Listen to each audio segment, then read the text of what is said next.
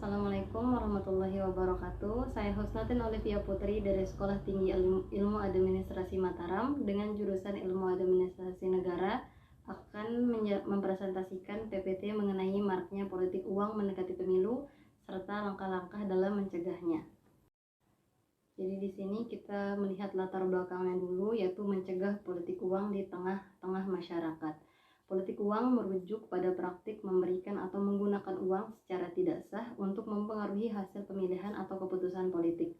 Ini melibatkan penyalahgunaan sumber daya finansial untuk memperoleh dukungan atau memanipulasi proses politik yang dapat merugikan integritas demokrasi. Selanjutnya, politik uang atau politik memberikan uang atau materi lainnya untuk mempengaruhi proses politik atau pemilihan umum dapat memiliki dampak yang serius pada sistem politik dan masyarakat.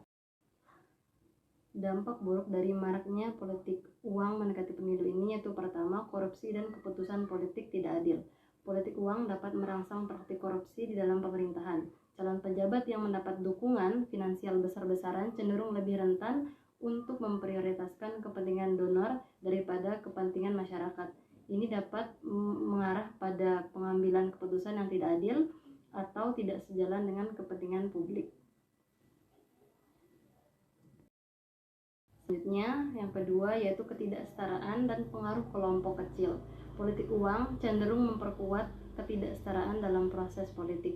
Kandidat atau partai yang dapat menimbulkan dana besar memiliki akses yang lebih besar terhadap media, kampanye, dan sumber daya lainnya.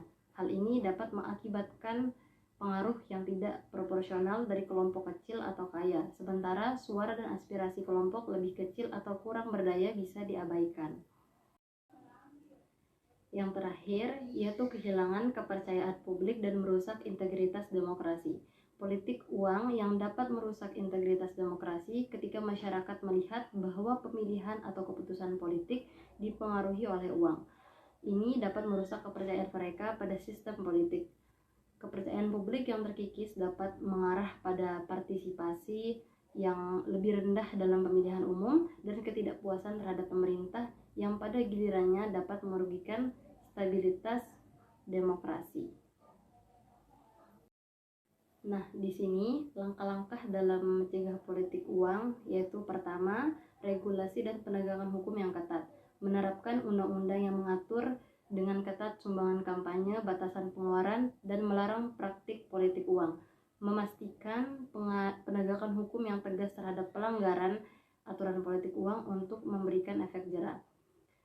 Kedua, ada transparansi keuangan dan pelaporan. Mewajibkan partai politik, kandidat, dan kelompok kepentingan untuk memberikan laporan keuangan yang terbuka dan mudah diakses oleh publik. Memperketat aturan pelaporan dana kampanye untuk memastikan transparansi dan akuntabilitas. Lalu yang terakhir yaitu pendidikan kesadaran masyarakat. Melakukan program pendidikan politik untuk meningkatkan kesadaran masyarakat tentang bahaya politik uang dan dampak negatifnya terhadap demokrasi. Mengedukasi pemilih tentang pentingnya membuat keputusan berdasarkan pemahaman dan nilai, bukan dipengaruhi oleh imbalan finansial.